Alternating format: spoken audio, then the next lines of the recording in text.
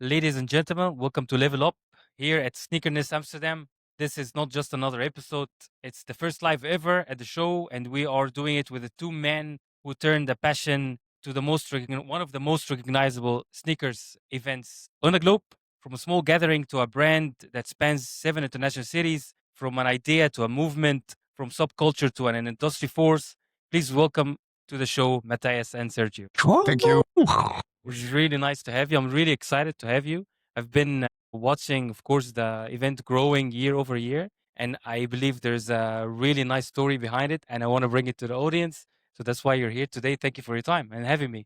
Yeah, Thanks for the invite. absolutely. Let's really take it back, way back from the beginning. I want to go back before sneakers. Who was Sergio and who was Matthijs? You can start with Sergio. I was expecting like a more easy question, but okay. I'm just a handsome guy from a small village called Bern. And let's say like that. When I bought my first pairs of sneaker, I was around, I remember 12 or 13. And it was, I think, not, it was the second pair, sorry, because the first pair was a Kangaroos, which obviously was nice. But then I bought, I think it was a up-tempo-ish Air Max-ish Nike. And I was, let's say, walking around and said, wow, that's it. That's it. It's the moment. That was the moment. And I knew, okay, me and sneakers or sneakers and me are like this. And let's say for about 20 or 30 years, it was sneakers, my wife, and then my life. And now I had to change a little bit, daughter, wife, sneakers. So now I get it right? That's really good. And Matthijs? Yeah, I would say I was always involved in some part of street culture, heavily involved in graffiti culture as a graffiti writer, doing a bit of breaking, a bit of Nice. DJing, Nice. skateboarding. Boarding? Who didn't know that? I can show you the Oh, pictures. cool. So yeah, that was basically me growing up as a kid. Yeah. Nice. And coming together, making this live. What was the story behind it? Behind sneakerness? You mean? Yes. Hey, it is kind of simple because back then I bought a pair of, I remember that really well, Nike SBs Low, Dia de los Muertos. And there was kind of this platform called Sneaker Play. It was, let's say, a Facebook, but just for sneakers. And you could battle. And then I was battling a guy from, I think, the US. And he told me, hey, I don't want to be a D, but your pairs is fake. Oops. I was in shock because I paid 600. And you thought you had the knowledge, right? Of course. You're the expert. Of course. But the thing is that they were so limited that I didn't do my homework because normally you go to Nike Talk, see fake, not fake. Yeah. And mine was so badly fake. So badly. But then anyways, I just bought a new pair for 10K. So I spent 1.6K for both pairs. Anyways, the thing was then I asked myself, okay, how can I at least smack the guy who is selling me fakes? Okay, Yeah. let's do an event. Because when Whoa. I'm buying it and he sells me a fake pair. Yeah. No, and it started, I wanted just to have kind of a bazaar thing, but then it suddenly became the biggest sneaker convention in Europe. So Yeah. yeah, Whoa. it's kind of a fairy tale at the end. It is. It is. And how you guys got together to that. Maybe we have to explain that Sneakerness works in a way as a franchise. So there's Sneakerness International, who's handing out the licenses to partners who are willing to do a Sneakerness event locally. And Sneakerness Amsterdam was already a thing. But there were, I think, 3 editions before I came into play. And at some point, I noticed there was a gap year. And I started phoning around and then found out that an old colleague of mine was asked to do the production of Sneakerness Amsterdam. Whoa. And I thought, that's great. This is the Because moment. this is a great guy. He has great production knowledge. He can pull that part off, but he doesn't know jack shit about sneaker community. Maybe I can be of help. So I picked up the phone and said, hey, dude, maybe my background is in marketing. I know a thing or two about sneakers, about Thing or two. subcultures. Yeah, I'm just offering my help. And he said, that's the greatest gift because we only have 6 weeks to Whoa. show. And at this point, we basically have a couple of sellers. That's about it. Really nice. And that's how I teamed up with the Sneakerness fam. And then Sergio was also there for the first one we did as a local team. And I guess they were happy with it. I can tell. It was okay. We sold more tickets than expected. And from beforehand, I was always a visitor. So I knew The experience, yeah. the experience. I knew what to expect. I was going to Sneakerness in Cologne, to Amsterdam, and I loved it as a sneaker freak. But it always got me the feeling like this. It could be more, right? I think it's missing some elements. And when I got the opportunity, Put it all in. then I thought, how about? I mean, that's where my graffiti background is coming in. I still have good relationships with a lot of those graffiti writers. They became illustrators, artists, etc. I thought, let's bring them along and Nice. do an art gallery and showcases of big collections. Do you remember the Agassi Expo Of course. in Amsterdam? Yeah. I guess the guy said liked what we were doing. Yeah, and that's how I got involved also into Sneakerness International. Really, really inspiring. And this is like I hear frustration and fixing a gap and really building brand from zero, which is absolutely interesting and not easy to do it.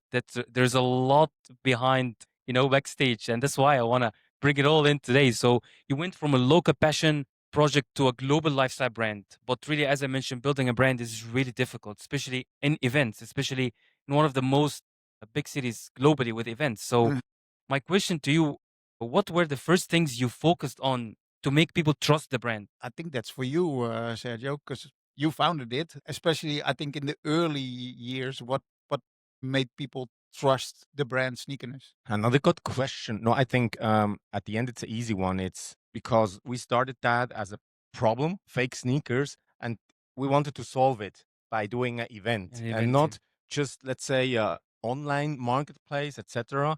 It was really an offline event. Real people, yeah, real emotions, amazing. real passion, and we grow naturally. So we had no money from investors, no nothing. It was just a struggle. This organic kind of growth was always then for us to see, okay, it makes sense. We're getting there. And obviously we had, or better said, we fall down, we get up, we Try met again. Matt, Yeah. we met so much beautiful people over there. And also, what I never forget, it's also the help of the big brands. Because you can't imagine, for example, when you go here, there's no brands. It's okay. Yeah, But at the beginning, there was Nike, Adidas, Puma, you name it. We have them all. And it was also a help from them, which, to be honest, I miss a little bit right now because we gave so much to them and they forgot about us a little bit. But I think that's normal. So it's normal evolution and they will come back at some point. I know that. Definitely. But also with that, and at the end, you call it influencer marketing. We call it friends and family. I love that. So maybe you're gonna tell the story about Grams, for example. Yeah. And that's just one story about how we grow, and it was all naturally. I'm definitely will say something about the Grams, but I also want to give some credits to Lucas, one of the other founders who's not here with us. I think what also really helped in growing as a brand is that Lucas is one of the founders. He's also one of the best graphic designers in Switzerland. Whoa. And even before there was something, he created the brand Sneakerness. Not the name, but the whole visual identity and everything. And that really helped in, as you can imagine, if you put it out there and it looks amazing, everything you do looks amazing. Yeah. In print, in digital, everything looks spot on. People will trust you. But we sort of skip the whole phase where most startup brands or startup events are sort of struggling to find their tone of voice and how they look. And That's true. From the very first event, it looked spot on. Absolutely. I feel lucky because I've been part of the growth. I think I got introduced to sneakers maybe 6 years ago when we first met. Wow. Forget about even the sneakers itself and the collection and the great, kicks that you find here, but the experience in the event, like it's really nice to see it, how it's growing. And it's kind of accommodating everyone. I have my family and kids, and they love the event. They wait for the event every year. They know the sneakerness, so it's really nice. And this is exactly what I feel the trust part, in the brand, that the experience that the people get at the event is becoming not only a Sneakerness sort of event, but more than that. It's a culture. It's a movement. It's a community, which is absolutely I love. You didn't just grow, you scaled. You expanded from one event into 7 cities. And that's something, as I mentioned, only a handful of really small events can really grow like that. What was the moment you realized this thing can go global? That's also for you, I guess. Was that straight from the start? Or Not when because was the Yeah. first It- step it- going abroad? it was it was really a personal thing for me to see, or better said, when I founded Sneakerness, I had, I think, 3 targets. One target I forgot, but the other 2 I know. It was an interview in Sneaker Freaker, because Sneaker Freaker still, it's the Bible. When you get an interview there, Yeah, definitely. then you are kind of, okay, you did something. Yeah, you, yeah, you, yeah. you left the impact Yeah. in the sneaker culture. Check, I did that. And then secondly was, okay, when I'm going outside Switzerland, Austria, Netherlands, Germany, you name it, to see our poster with our logo. Yeah, It yeah. was, wow, that was the thing. Nice. Nowadays, forget about that. You need to be on TikTok. You know what I mean? But back then, you have this cultural, how to say that? The Even- campaign. yeah. yeah, and it was wow. Okay, and then I started, okay, so I need to make Sneakerness happen in the outside of Switzerland. Nice. Then we got asked from Vienna, Austria, to make the event. Okay, Nick, let's go. We take the train, Nice. 8 hours drive. I saw the people there, handshake, we're doing Sneakerness in Vienna half a year later. Okay, and then I said, for me, Amsterdam, it's really cool. I like the culture. I Yeah. like Air Max 1s. I like the people. This- Nick, we take the train. Let's go. We will find someone who is helping Nice. us. And for me, it was always handshaking. That's Then how it works. suddenly Cologne asked us. It was on the table with some kind of managers. And yeah, okay, let's do Sneakerness in Cologne. Yeah, of course. Handshake. No. Why no? We need a contract. What? Why? Why? This is my handshake. I gave my word. And then it started kind of feel, okay, Yeah. that's not just, okay, we go there and make something happen. It could be a business. Called my brother, and still till today, there's a license contract. We kind of change barely nothing. Whoa. It's, I think, 20 pages, not even, Yeah. 15 pages, Mhm. license contract. And then we started kind of thinking about business. But before, the first 3-4 years, not So at all. just, yeah. Not at all. I just called my guys, hey, let's go Let's to do it. Austria. Are you up for it? Yeah, Let's go. grab the cars, like grab your horses, let's go. Really And interesting. yeah, it was super fun, super fun. What is the hardest part of scaling community-driven event? Because you definitely did that, Mhm. and I see it every year, and I see people that I meet every year, and that's a community. So, what is the most difficult part for you to reach here? On the one hand, maybe it sounds a little bit formal, but it's kind of the stakeholder management, how you Mm. will call it, Mhm. because we had really nice deals with Nike, for example, really nice deals with Mini, the automobile, and then also local deals and managing everything. And Nice. we were not a company. We were just, let's say, guys with the Full of email, friends, yeah. info@sneakerness. We worked, let's say, 3 years just with this email, for example. Wow. And then it was, let's say, okay, let's go outside, because at the beginning, we didn't make any money. And then suddenly, okay, we need to pay for that. We need Yeah. to pay for that. We Yeah. need to pay for that. Who's paying for this? Yeah. And then, I guess okay. we are. But then we should be making some Yeah. money.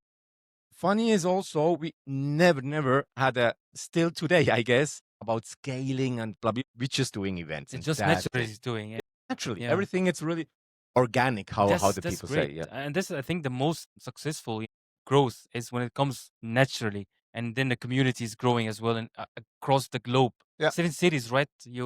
Or more than 7 cities. I think, yeah. I didn't count anymore. What's the biggest challenge, setback that almost broke you, and now when you look back at it, it made you stronger? Maybe on a global thing, which I was really near to, let's say, how to say that in English? Give up, like To give up. Yeah. Mhm. to put the gun in the Yeah. field, is that when I brought Clark Kent, rest in peace, and Bobido Garcia, we were really the first ones in the world who brought them at the same DJ desk.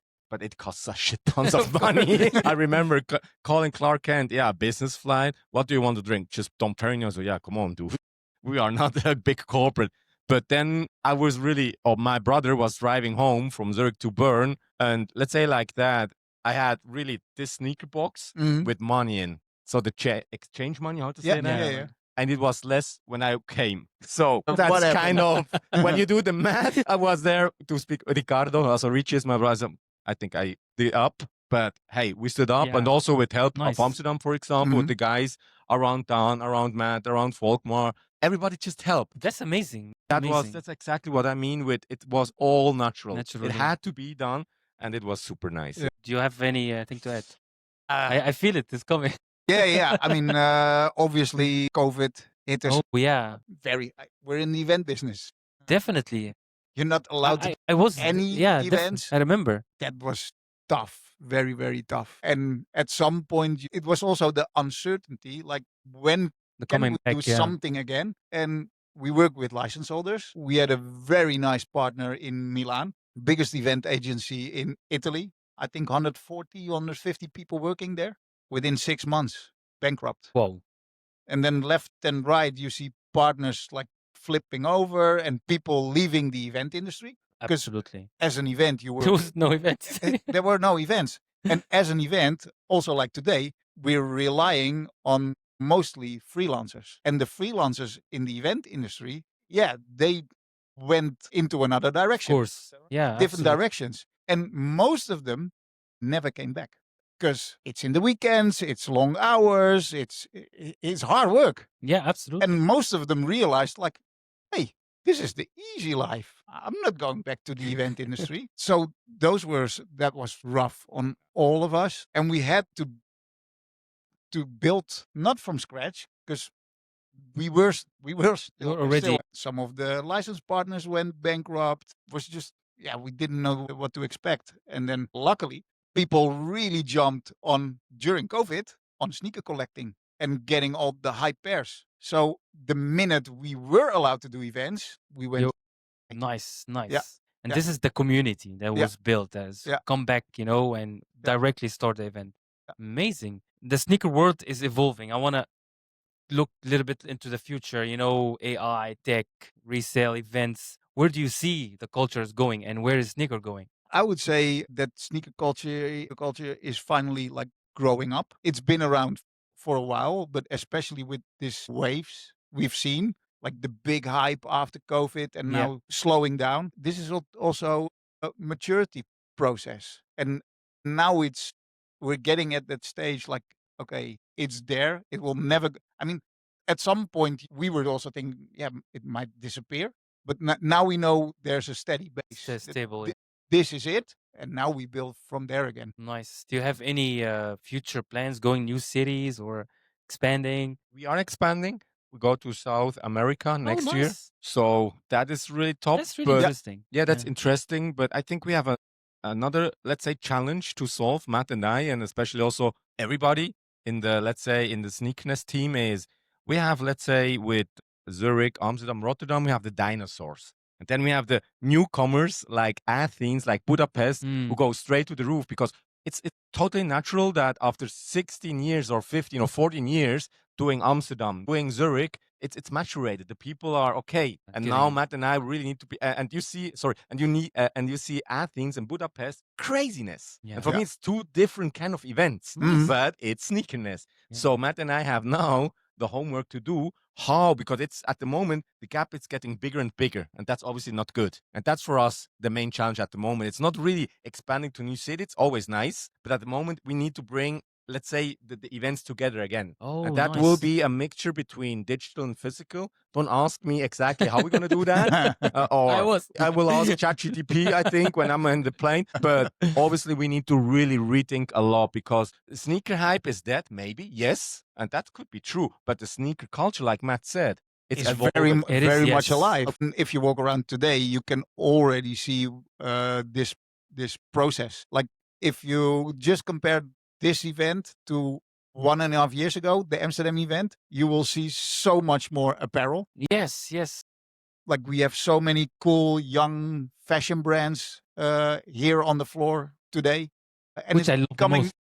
becoming more and more a lifestyle event, and that makes the events we're doing hopefully more interesting for a wider range of people. Yeah. It's not just it's not that you're coming here just to buy sneakers. Yeah, exactly. Not anymore. Exactly. This is still the core of the event, and it will always be, hey, what's in a name? Yeah. But it's about street culture, and it's about discovery. Discovering new brands, discovering new music, discovering new sports. Just look behind you. You can test DJ gear. Yeah, exactly. For a lot of people, that might be the first time they're able to try and touch that kind of gear. And this is cool. Yeah. This is something I could be into. We have a golf simulator. There's some cool stuff. Yeah. This might be something I would want to do. Really Don't interesting. do it because I sucked so bad there. I'm the worst. Wow, that was really some inspiring, and I love the movement and the scale up and the natural part, how it got growth, and definitely is going even to grow more. Final advice to people who's listening to that podcast: 2 big heads, 2 journeys, 1 global brand. What advice would you give to anyone in the crowd or listening to this with an idea but afraid to do it? And each one can start something. Can start with Sergio. For me, it sounds a little bit too cheesy. Just do it. Just, You I stole was it. going to say almost. I don't want to quote Nike. No. I was, let's say, For me, it's Yeah. ain't nothing to it but to do it. Yes, yes. Because this Just is go. what you did exactly the last year, especially we mentioned COVID and everything could have, stopped you. Like Yeah. there was nothing working. There was no event. So Yeah. I love that you still continue to do that and you kind of leverage your network Mhm. and community and you scaled up. Yeah. Yeah, and also to the people listening, if there's something you love, then start reaching out to people that are connected, that are already doing stuff you would like to do yourself as Yes. well. And this is sometimes what maybe that's our attitude, or maybe that's sort of a hip hop attitude. But if you're into something, just step up and do your thing and look for people that could use your help and just reach out like, hey, I'm here. Is there Definitely. anything I can do for you guys? Absolutely. Absolutely. for me also, one advice is that you need to kind of think you want to make an impact or you want to make money. Because if you want to make yeah. money, focus 100%. Yeah. I yeah. never focused 100% on Sneakerness. Never. It was a side hustle. Yeah. And still is it. Sometimes I'm asking myself, when I just put 100% to make money, would it be better? To be honest, no. No. The Then it's impact missing the soul. You're way much more money, to be honest. Making a marketplace Yeah, like of course. StockX, Yeah, like of course, whatever. Of course. But I'm so happy that we did this impact. Mhm. And I think that's the reason why this event is successful, because it's coming from passion. It's real 100%. passion. Absolutely. 110, right? Yeah. Man, Yeah. 100.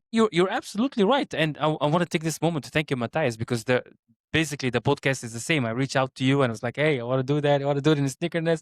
We wanted to do it first in the studio. And Mhm. then I was like, yeah, why we do it in Sneakerness event itself, So thank you for the opportunity. Thank you, Sergio. Thank To you. come. Definitely was amazing. I love the conversation. We can talk forever, but I think we're done for today. It's really congratulations for the event. It's really nice Thank to be you, part thank of you. it every year. I look forward to attend more and more. Let's do that. Thank you. Thanks, guys. Absolutely. Right, that, all this rap, play a hate.